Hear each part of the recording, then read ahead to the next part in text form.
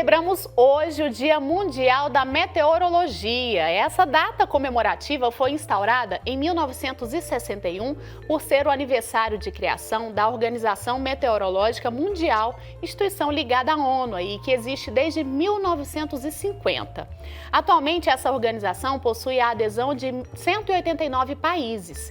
E a gente vai entender mais sobre o dia a dia de um meteorologista com o Leidson Galvíncio Dantas. Ele é pesquisador do Grupo de Previsão Climática do Instituto Nacional de Pesquisas Espaciais, o INPE. Bom dia, seja bem-vindo, viu? Obrigada por estar aqui com a gente.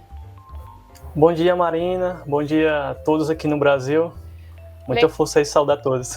Bacana. Olha, o Leidson falou com a gente lá de Belém do Pará, viu? Ele está lá em home office, mas trabalhando bastante também. E eu quero começar, Leidson, perguntando para você, para a gente introduzir mesmo o assunto aí, o que é a meteorologia? Bem, a meteorologia é a ciência que estuda tudo o que acontece entre o oceano e a atmosfera. A gente analisa desde dados ambientais, como dados de variáveis meteorológicas, precipitação, temperatura, pressão, umidade, os gases que tem no ar, tudo isso a gente coleta e estuda para gerar modelos e assim a gente entender um pouco do processo físico e químico na atmosfera e fazemos nossas previsões do tempo e do clima. Ah, bacana. Com certeza, muitos e muitos dados, né? Vocês têm que analisar dia a dia. E no seu caso em particular, como é que nasceu aí essa paixão pela meteorologia? Foi uma coisa já de criança? Como é que foi? Me conta. Olha, Marina, você bem acertou agora, coisa de criança mesmo. Desde quando eu tinha uns 4 anos de idade, 5, eu morava com meu avô e ele sempre, todo dia 1º do ano, ele estava lá de madrugada, na 31 pro dia 1º do ano, estava lá de madrugada olhando a lua e verificando como seria, digamos assim, a previsão climática dele, do conhecimento dele, da agricultura, como seria para o Nordeste. Ele já fazia isso. Eu curioso e foi assim. Desde criança já teve esse incentivo, assim, digamos assim. Ai, que legal, né? E como influencia, né, essa questão aí do clima, principalmente para os agronegócios, né? Como você disse aí, seu avô com certeza conhecia bastante a respeito, né? E qual que é a importância da meteorologia, não só, né, para a questão agrária, né, da agricultura, mas os dias atuais mesmo, nosso dia a dia, qual que é essa importância, Leidson? Olha, digamos assim, vai desde uma importância pequena, como é aquele, eu quero agendar um churrasco com meus amigos. A gente vai ver logo se no final de semana vai chover ou não. Ou se não, qual será a roupa que eu tenho que utilizar hoje, porque é bem provável que vai chover em determinada região, vai estar mais fria. Agendar viagens, a gente tem essa importância também sobre alertas de tempos severos. Isso para o nosso dia a dia. Agora, a questão econômica, a gente elabora previsões por questões de safra, gerenciamento dos recursos hídricos, controle aéreo, marítimo e dentre outras áreas de adaptação do clima. Certo. E no seu caso, conta pra gente o seu dia a dia, né, como meteorologista. Como é que é seu trabalho, quais são as suas funções, o que você faz dia após dia? Tá. O meu trabalho, como você já enaltou, eu trabalho no Grupo de Previsão Climática do CPTEC-INPE. O meu trabalho é analisar o comportamento dos oceanos. A gente faz essa análise de forma diária e semanalmente também. E no final do mês, elaboramos previsões climáticas em parceria com o INMET e a FUNSEMI. E também no meu dia a dia eu elaboro ferramentas para a Agência Nacional de Águas, faço bastante entrevista como agora, atendimento ao usuário, chega um usuário pedindo dados para elaborar pesquisas acadêmicas, a gente vai lá, faz o filtro e envia também. Em contexto geral é isso. Agora temos também outras áreas do ELAT, por exemplo, lá do INPE, que estuda eventos com raios. Temos também a previsão do tempo, que é de forma diária, analisando a previsão do tempo em todas as regiões do país e também do mundo. Tem estudos sobre extremos climáticos, hidrologia, a área é bem grande. O que está mais aquecido hoje no Brasil é o setor de energias renováveis. Está migrando, está puxando muito meteorologista. Ah, eu posso imaginar, né, a importância aí desses profissionais para essa área mesmo. Ô Leidson, fala um pouquinho mais para a gente sobre o Instituto mesmo, o INPE, né? Qual que é a importância, ou por que que ele existe, em quais áreas aí ele atua? Eu sei que você já falou um pouquinho agora, mas para a gente entender, porque tem muita gente que nem sabia que esse instituto existia, né? Especialmente para tratar dessa área.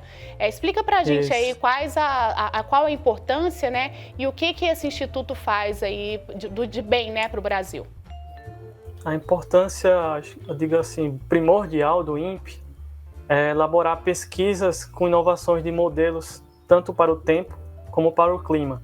Essas pesquisas são essenciais tanto para questão de satélites, como a gente teve o Amazônia 1 agora, graças a Deus no ar, como para monitoramento ambiental, queimadas.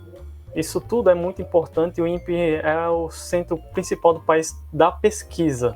A gente elabora essas pesquisas, cria modelos e compartilhamos essas informações com centros federais do país e com centros estaduais. A gente sempre tem essa parceria. Ah, bacana. Você citou aí o Amazônia 1, né? A gente até já falou sobre ele aqui no programa. Queria então aproveitar que você está falando conosco para você explicar um pouquinho mais como é que foi esse projeto, qual que é a missão dele aí e se foi realmente um orgulho para vocês terem conseguido colocar em prática realmente, né? Isso. O principal foco do Amazônia 1 é exatamente analisar os focos de queimadas no país. Esse é o foco principal e o objeto dele. E para nós do INPE é uma tremenda satisfação termos as informações, um satélite brasileiro. Geralmente usamos satélites tanto da Europa como americano para fazer essas análises. Agora nós temos o nosso próprio satélite. Isso é uma grande honra não só para o INPE, mas como para todo o Brasil. Bacana demais, parabéns, viu, a todos vocês aí por esse trabalho que é tão importante realmente. Ô Leidson, agora a gente vê aí tanta coisa acontecendo, né, há alguns anos já, piorando, né, inundações, chuvas extremas, secas, aí, derretimento também de geleiras. A que devemos essas bruscas mudanças, né, climáticas, tanta coisa acontecendo aí que antigamente não aconteceu tanto, né? Isso. A gente até...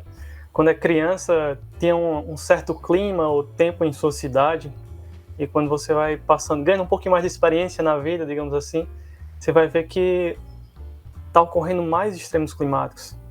A gente observa mais ondas de calor, observamos que uma chuva que num determinado mês era 100 milímetros no mês todo, chove em um só dia, tendo problemas principalmente o pessoal que mora em bairros mais frágeis. A culpa, digamos assim, tem um pouquinho do ser humano. A gente está gastando mais, usando mais combustíveis fósseis, e isso está modulando a atmosfera. E nossos oceanos, que é um dos temas principais desse ano, do Dia Meteorológico Mundial, é quem tenta absorver parte desse calor.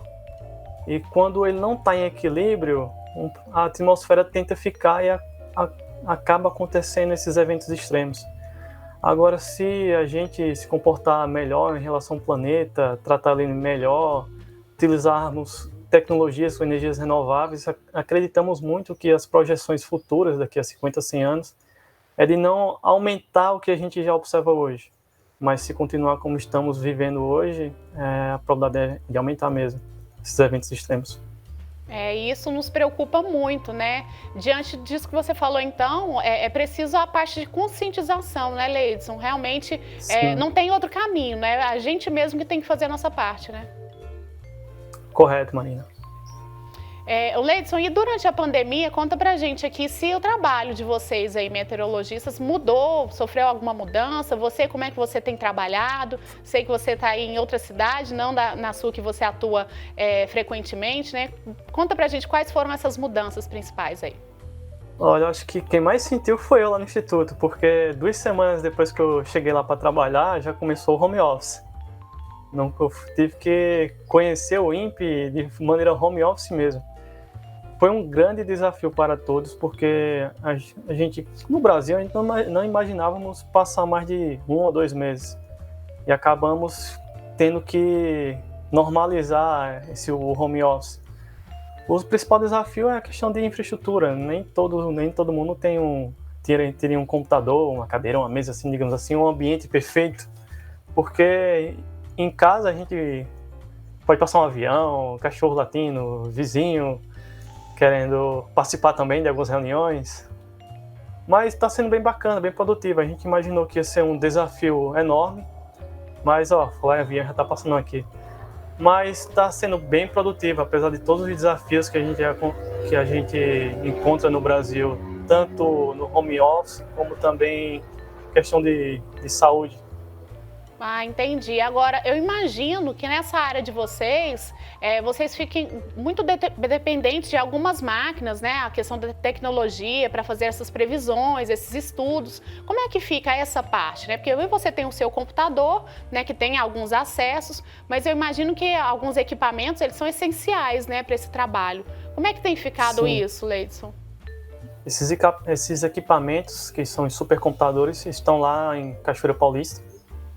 E existem pessoas trabalhando lá para manter esses computadores, tudo seguindo os protocolos do Ministério da Saúde.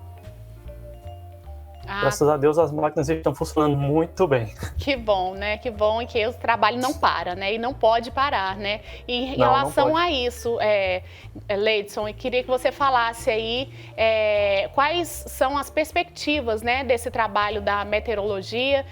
A gente falou, é claro, que cada um tem que fazer sua parte, a gente tem que parar de maltratar o nosso planeta, né? Mas existem aí pesquisas e projetos em andamento para tentar barrar aí esses tantos processos aí que têm afetado, né, a questão das chuvas, do derretimento. Como é que fica essa questão aí para os profissionais, né, que trabalham na área? Vocês têm tentado aí encontrar saídas a não ser a conscientização?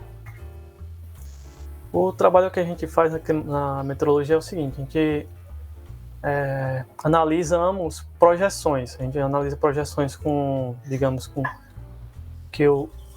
a gente usando o meio ambiente de uma forma mais leve, moderada e de uma maneira mais predatória, digamos assim. Existem 5 tipos de cenários. A partir desses cenários, a gente analisa o quanto de CO2 está sendo gasto para acontecer isso, o quanto de desmatamento pode acontecer para tal temperatura. E a gente, dando essas projeções e essas informações associadas a cada projeção, os tomadores de decisões avaliam e vê o melhor que tem que ser feito hoje, tanto para o cenário econômico, também para como a gente deixar algo no meio ambiente para nossos netos, um conforto térmico, algo melhor também. É importante. Nesse pensamento. Com certeza. Leidson, eu queria que você falasse um pouquinho também. Eu acho que para a maioria das pessoas, o contato que elas têm com a questão da meteorologia é o que a gente vê ali da previsão do tempo, né? Na televisão ou num jornal, você pega ali e vai ver, né, como é que vai ficar o tempo naquele dia ou naquela semana. E muitas vezes a gente fala, não, a previsão deu errado, não é possível, estava lá falando que ia chover, não caiu um pingo de chuva. Isso é muito comum, por que que isso acontece? Isso é considerado um erro aí na profissão de vocês ou não? É uma coisa normal que pode acontecer, que a natureza é realmente imprevisível? Não, realmente, a natureza é imprevisível, mas quando se trabalha com meteorologia, a gente trabalhamos com probabilidade. Digamos que, eu digo, Marina, a maior probabilidade de chover hoje vai chover, mas é 80%, digamos assim. Mas ainda existe 20%, esses 20% pode acontecer, que é não chover. Fosse um termo assim, bem direto. Mas vai depender dos modelos. Muita gente acompanha pelos aplicativos celular a previsão do tempo, que são modelos globais. Esses modelos globais têm uma resolução de 100 km. Imagina só, em algum estado onde as cidades são bem pequenas, uma próxima da outra. Se você pega uma média numa área de 100 km, realmente vai chover em alguma delas, em outras não. Mas se você for em centros oficiais meteorológicos do país, existem alguns modelos chamados modelos regionais, que a resolução é menor e a gente tem uma acurácia bem superior. Entendi, bacana.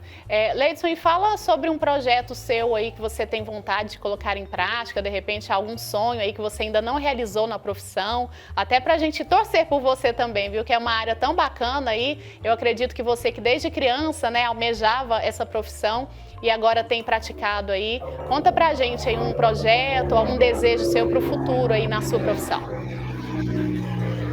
Olha, eu tinha um grande sonho em participar de algum projeto associado a recursos hídricos no Nordeste. E em parceria com a ANA, o INPE e a ANA, eu tive esse sonho realizado esse ano. Eu fiz uma análise de previsão climática e do tempo para a maioria das bacias hidrográficas do Brasil. A gente já gerou esse produto, já está até no site, vou até divulgar o site aqui, o site Bacias, eu acho que colocando lá no Google, colocando Bacias, INPE, ele já deve aparecer. Que nesse site a gente divulga a previsão do tempo e do clima nos próximos 3, 4 dias e no clima nos próximos 4 meses, 4, 5 meses, se não me engano.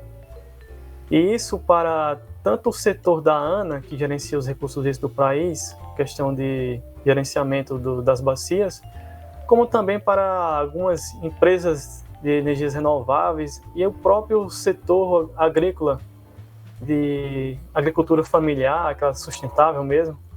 É muito importante. São pesquisas pequenas assim que têm um leque de informações, tanto para o pequeno agricultor como grandes empresários. Acho que foi um grande sonho que eu realizei esse ano. E também de participar da reunião climática. Eu cheguei até a apresentar uma das reuniões e hoje, quase todo mês, sou convidado para apresentar também na reunião do Nordeste. Ah, que legal. Parabéns, viu, Leidson? Parabéns pela profissão, por esse projeto aí que eu tenho certeza que já está fazendo diferença na vida de muita gente, esses agricultores aí, né, que dependem da agricultura familiar, então com certeza está ajudando muito essas pessoas. Quero te agradecer também por ter participado com a gente aqui hoje, viu? Falar um pouquinho dessa profissão tão bonita e tão especial, é importante para a gente no nosso dia a dia. Obrigada, viu?